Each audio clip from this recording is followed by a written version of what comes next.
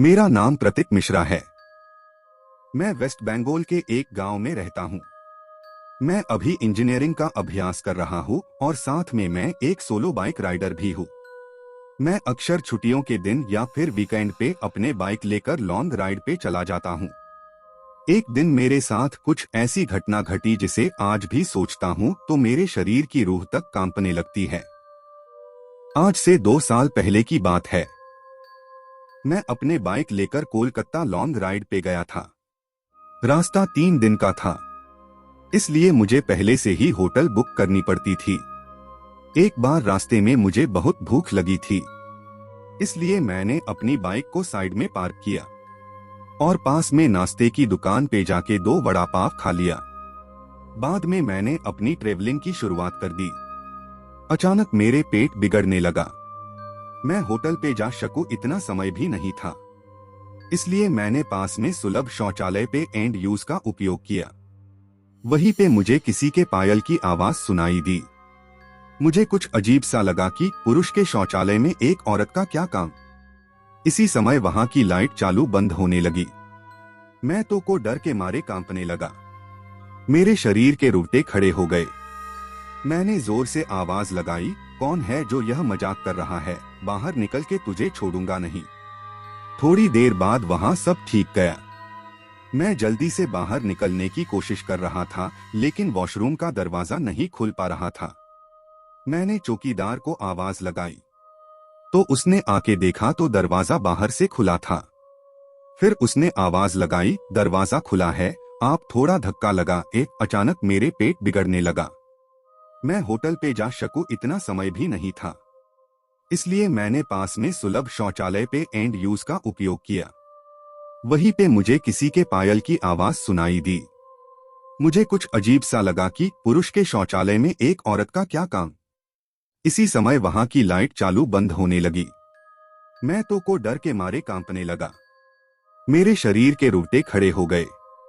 मैंने जोर से आवाज लगाई, कौन है जो यह मजाक कर रहा है? बाहर निकल के तुझे छोड़ूंगा नहीं।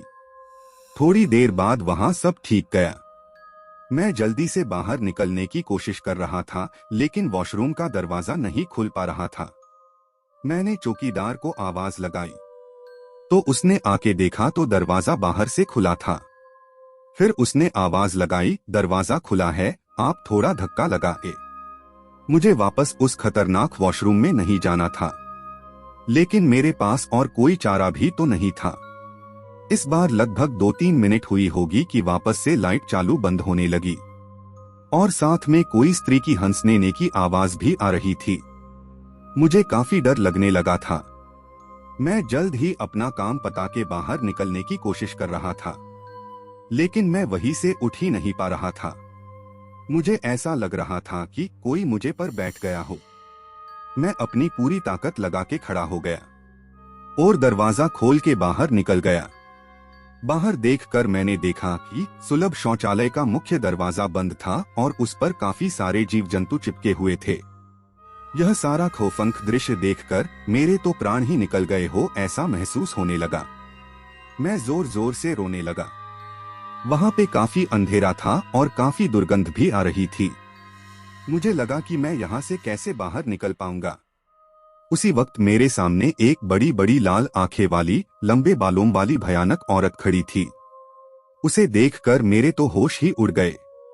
मैं तुरंत ही दरवाजे की ओर दौड़ा, लेकिन घबराहट की वजह से मेरे पैर फिसल गए और मैं नीचे फर्श पे गिर गया। पायल का आवाज कर रही वो भयानक औरत मेरी तरफ आ रही थी।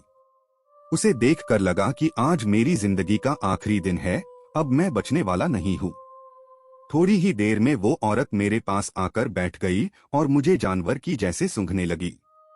मुझे अपनी मौत साफ साफ दिख रही थी।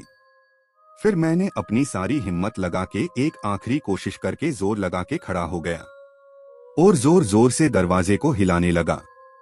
थोड़ी ही देर में दरवाजा टूट गया और मैं बाहर निकल गया।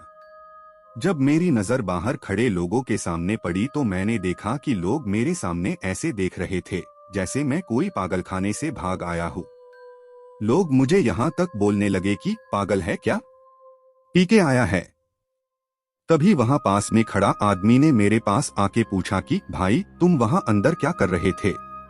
मैंने कहा भाई मैं कोई अंदर घूमने नहीं गया था, बल्कि टॉयलेट करने के लिए गया था। मेरी बात सुनकर उस भाई ने मुझसे कहा तुम जरा पीछे मुड़कर तो देखो। मैंने जब उस आदमी की बात सुनकर पीछे मुड़कर देखा तो मेरे तो होश ही उड़ गए। वही कोई भी शौचालय नहीं था, बल्कि एक पुराना टूटा फूटा खंडाल मकान था। ऊपर वाले की मेहरबानी थी कि मैं सही सलामत बच गया और उस भयानक देखने वाली चुड़ैल की चंगुल से बच निकला। दोस्तों, अगर आपको मेरी यह कहानी पसंद आई हो तो शेयर जरूर करना।